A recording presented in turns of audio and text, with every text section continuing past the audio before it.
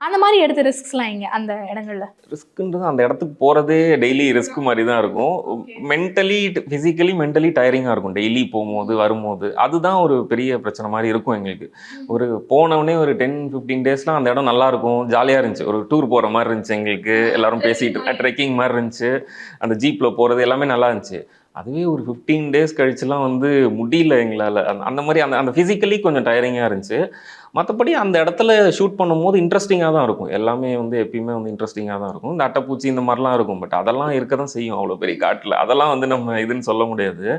But இவங்கலாம் இருக்கும்போது அது பெருசா தெரியாது. இப்ப வெற்றி சார் இருக்காரு, சேது அண்ணா இருக்காங்க, சூரியன் இவங்கலாம் எல்லாம் கூட இருக்கும்போது தான் அந்த காட்டுக்குள்ள போகுற அந்த போர்ஷன் இருக்கும்போது கஷ்டம்லாம் எதுவும் தெரியாது. இவங்க கூட உட்காந்து பேசுற அந்த அந்த மொமெண்ட்டே ஜாலியா இருக்கும் எங்களுக்கு.